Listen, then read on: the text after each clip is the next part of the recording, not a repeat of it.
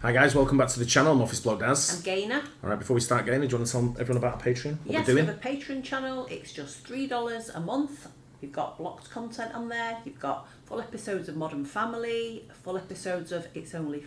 See, I can't... It's Always Sunny in Philadelphia. We've got quizzes on there and stuff like that. Patreon.com, Office Bloke Daz. They need to change the name of that for me. Yeah. Doing a great job. What exactly is Jägermeister? It's like a medicine.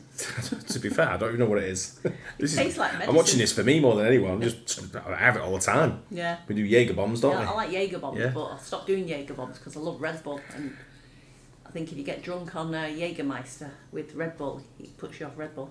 Yeah, we do them when we go to the football early games. It's like a waker-upper for us. It's a big pick-me-up when we got a 7 o'clock start in the morning. Yeah. We're going to an away game down in London or somewhere, and it's first thing we do is everyone starts handing out the Jaeger bombs. Yeah. It's a nice breakfast, let's say. But what exactly is Jägermeister? Yeah. Let's find out.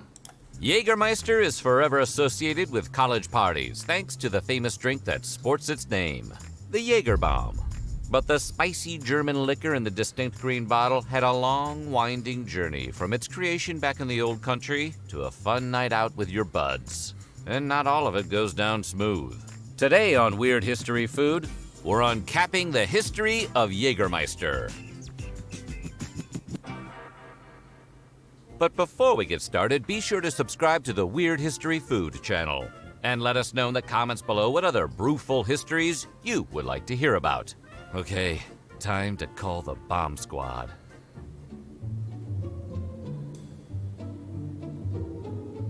The year was 1878. The place? The extremely German city of Wolfenbüttel. Back then, Wolfenbüttel was home to a bustling mining industry. The local miners would use a process called fire setting to warm stone, usually rock salt or potash, until it cracked. Then they would use vinegar to cool the stone back down before extracting it. Naturally, these miners had a need for vinegar that outpaced their local small-town supply, and it was only a matter of time before someone stepped up to meet their vinegar demand. Enter Wilhelm Mast. Mast had moved from Wolfenbüttel early in the 1870s. After some time spent surveying the local economic landscape, he decided he was just the man the miners needed, and he opened up his very own vinegar production plant. With a built-in buyer already nearby, the business was an instant success. As the company grew, Wilhelm's product line grew with it. Since the creation process for vinegar and wine are closely linked, vinegar literally means sour wine in Middle English, Wilhelm soon started fermenting wines in his production plant as well. We assume productivity took a hit as morale went sky high. However, as the decades went on, business began to drag. And by the early 1900s, the company had racked up a considerable amount of debt. When Wilhelm died in 1918, his son, Kurt, took over the family business. Kurt knew things had to change if he wanted to stay afloat, and so he immediately halted all of the plant's vinegar production and decided to focus solely on winemaking. What's more, he began to experiment with creating his own liqueur, just to give his company that little extra something to keep customers coming back. He spent over a decade experimenting on this liqueur, sometimes finding his creations too sweet, sometimes finding them too citrusy. After presumably inventing and reinventing Mountain Dew a few dozen times, Kurt Mast ultimately settled on a recipe that used a whopping 56 natural herbs and spices, which included everything from ginger and cardamom to star anise and licorice root. He called his new creation Jägermeister, which translated from German means hunt master.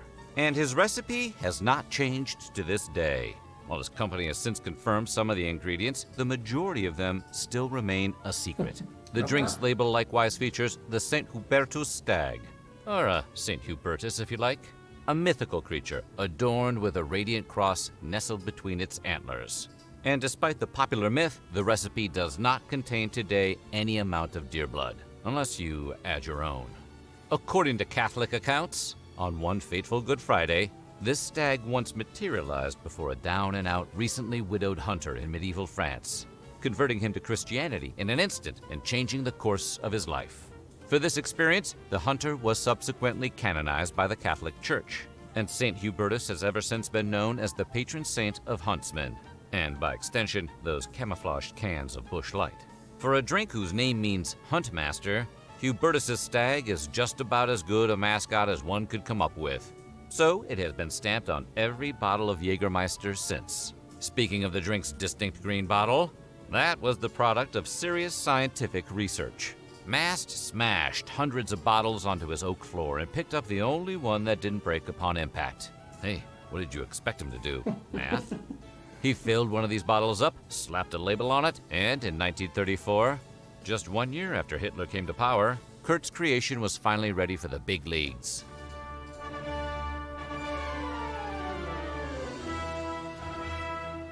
That same year, Germany's then second most powerful man, Hermann Göring, had assumed the role of Reichsjägermeister, or Imperial Huntmaster. He was apparently a real staghead. This made Göring the head of Germany's biggest hunting society, and anyone who wanted a hunting license had to go through his organization. So as Kurt Mast's Jägermeister gained popularity, it naturally got its very own Hermann Göring-related nickname, Göring-Schnaps, which was unflattering to say the least. Schnapps is the worst thing you can call a drink. Schnaps, schnaps, schnaps, schnaps, schnaps. Whether or not this was intentional on Kurt Mast's part remains unclear. He distanced himself from the Nazis after the war, but then again, so did a lot of Nazis. Regardless of Mast's original intentions, Göring-Schnaps, Jägermeister, soon became commonplace within Germany for its alleged medicinal benefits. It was most commonly used as a digestif, a post-dinner drink meant to aid in digestion, but it was also kept on hand for any other medical ailments that may arise. Got a stomachache? Drink some Jägermeister. So that's what I said to me. It's like tastes like medicine. Yeah, it does have an acquired taste, doesn't it? But when I've been going around, like we do quite a lot of wine tastings. People know from knowing us or watching us quite regular. But when you go to some of these vineyards, it's mad what spin-offs they make from some of the stuff they have. We've been to a few, and they've got all different types of stuff they've made from sort of like expanded on from wine. Yeah. And that's what this is, obviously. Yeah. But you mentioned Mountain Dew as well. Didn't he sort of like inventing Mountain Dew or something 14 times? I don't know if that was a joke or if he actually did that as a Mountain Dew, that's where he was founded. Yeah. But Jägermeister, you see Jägermeister, you see machines in pretty much every bar you go in. Yeah. They've all got Jägermeister machines now. Oh, when would you say, though, it became really popular over in the UK? Because it seems to me as though, it's obviously years and years old, but it seems to have only been, I'd say, in the last 10 years. No, way before that. I know it was out. Yeah, I know, but I remember working in a bar when I was younger, and I remember people were drinking Jägermeister then. Really? But not Jäger bombs, they were just drinking Jägermeister. Yeah. It was like like they said, like a digestif, after dinner, sort of like after dinner drink. Yeah. So to go with instead of port or something like that, they'd have a Jägermeister. But I know it's been around for a long time, like you say, but I think even in the pubs over here, when you're talking Jäger bombs, it's probably come into effect probably in the last 20 years maybe. Yeah. You're probably sort of like closer to that, but I think with Jägermeister, I remember people pouring it in a pub when I was younger. I'd never heard of it until probably Jäger bombs. It's always one of them bottles you look at and think, what's that? Yeah. It's very distinctive, isn't it? Caught a cold? Drink some Jägermeister. Hungover? Drink some Jägermeister. It's good for whatever ails you.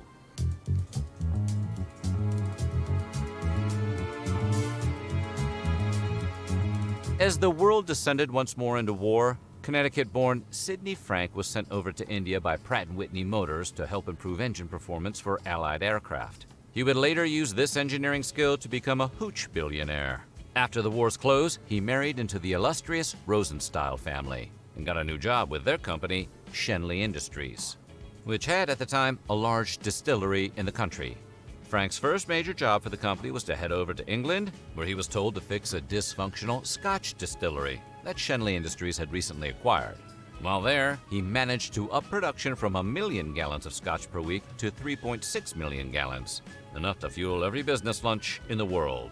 The production boost added nearly $10 million in weekly profits, securing Frank's job with Schenley Industries and eventually landing him the Schenley Industries presidency.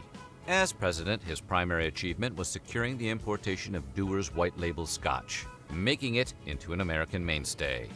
But in 1970, Frank was pushed out of Schenley Industries altogether, apparently as the result of a family conflict. Frank and his wife were left to fend for themselves. So just 3 years later, he decided to start his own competing liquor company, the Sidney Frank Importing Company. Clearly, he wanted Schenley Industries to know exactly who was cutting into their customer base. Around 1974, Sidney was drinking at a New York bar when he stumbled upon a certain obscure German liqueur with a stag on the bottle. Its taste reminded him of root beer, black licorice, and Vicks Formula 44. In other words, it tasted like spicy cough syrup, and it was a flavor Frank absolutely had to have. At the time, Jägermeister was already on the move in Europe. Just 2 years earlier, it had gotten a sponsorship deal with the German football team Eintracht Braunschweig. Since advertising on team shirts was illegal in Germany at the time, NASCAR would have had a difficult time in 1970s Germany. The company planned to slyly replace the team's previous lion logo with a Jägermeister stag, like sliding Garfield into the MGM logo. They were caught in the act, though, and it took a whole year of legal battles for the stag to finally make it onto team jerseys, setting a new template for jersey advertising for years to come. Even as it hit football fields across the Atlantic, though, Jägermeister still had very little presence in the U.S. At the time, only a mere 600 cases were sold from Sea to Shining Sea each year. And so, spotting an opportunity in that New York bar, Frank booked a trip to Germany and met with the Jaeger chief executive, Walter Zandvoss. At first, he only managed to obtain the rights to sell Jägermeister along the East Coast, from Maryland to Florida, otherwise known as the summer vacation route. But when other suppliers struggled to do their part, he stepped in and slowly took over distribution rights for the entire country. In 1985, the Baton Rouge Advocate published an article detailing Jägermeister's growing popularity among Louisiana college kids. To some, it had become a sort of goof beverage that you drink ironically, like the Malort liqueur of the Bayou State. To others, the mystery of its 56 natural herbs and spices created an allure for the unknown. Was Jägermeister an aphrodisiac? Did it secretly contain opium? Can the stag see me? When I think of what Jägermeister tastes like, to me it tastes like money because I'm making money on it. This article reached Sidney Frank's desk, and he saw an opportunity. So he headed down south to leverage the drink's existing success there. He apparently printed out thousands of photocopies of the Baton Rouge Advocate article and distributed them to bars all over New Orleans. He also hired the first ever Jägerettes, a group of young women, scantily dressed in Jägermeister attire, who would hit the Louisiana college bars to flirt with the male students there and to persuade them to drink more Jägermeister. This is how 90% of products are sold today. It wasn't long before Jägermeister exploded out of its Louisiana fan base and into college towns all across America. By the 1990s, Jägermeister was just about everywhere. But since the ideal temperature for Jägermeister is negative 18 degrees Celsius, it was often hidden out of sight in some far-off freezer. To fix this injustice, Jägermeister developed its very own tap machines, which allowed Jägermeister a front and center spot along bars across America, and helped to grow the brand even bigger than ever before. And while Frank moved on to develop Grey Goose vodka, his European import continued its meteoric rise into the new millennium. By the mid-2000s, the company had over 1,000 Jägerettes and Jaeger dudes under its employment. Under these circumstances, the arrival of the Jaeger bomb was inevitable. It's from this period that the first ever Jaeger bombs appeared, but it remains unclear who, or dare we say what, first created them.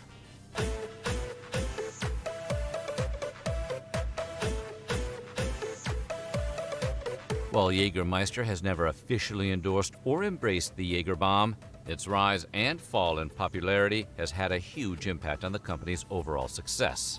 But as other drinks like Fireball and flavored vodkas have risen up in recent years to take over a large chunk of Jägermeister's college party market share, the company has had to pivot, just like when you need to switch to water after too many Jaeger bombs. In 2015, Jägermeister bought up the Sidney Frank Importing Company, allowing it to take full control over its own U.S. distribution. They've since used that acquisition as a springboard for their pivot, turning away from their youthful party past in an attempt to reach an older, more upscale audience. It was around this time that the Milwaukee Bucks introduced their newest logo, which bore some resemblance to Jägermeister's presumably hammered stag. Jägermeister immediately filed a formal notice of opposition to the new Bucks logo, but apparently the two just had to get to know each other. Just days later, a spokesman for Jägermeister said they were now working with the team, and shortly thereafter launched the Be the Meister campaign, which brought the new super premium Jägermeister Manifest onto the market. Manifest contains more ingredients than traditional Jägermeister, and is slightly more potent for refined drinkers who like to get tipsy while listening to opera. Have you heard of that? No. No, I've not neither. Looks almost like a whiskey, doesn't It it? does, yeah. Never seen it in my life. No, I've not. They've also since developed Jägermeister cold brew coffee, I've seen which that. boasts the caffeine of a Jaeger bomb, but in a classier all-in-one bottle. And Not the bad, I like Jägermeister that.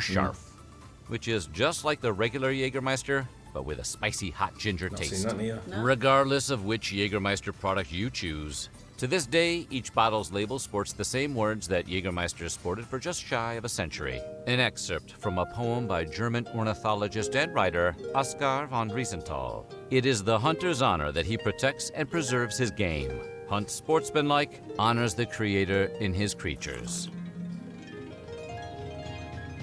So what do you think? Do you like Jaeger? Let us know in the comments below, and while you're at it, check out some of these other videos from our Weird History Food.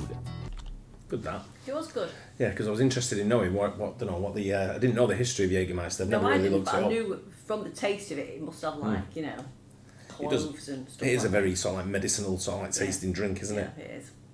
But it's always, I don't think I've been anywhere where people haven't been doing Jaeger bombs. Yeah. Even when you just go in local pubs, the younger generation come in, it's they order around and then a row of Jaeger bombs. I think because it tastes like, it doesn't taste like alcohol really. I think even when you go like, and if anyone's sort of like looking for a quick, you know what it is as well, it's a quick cocktail, Yeah.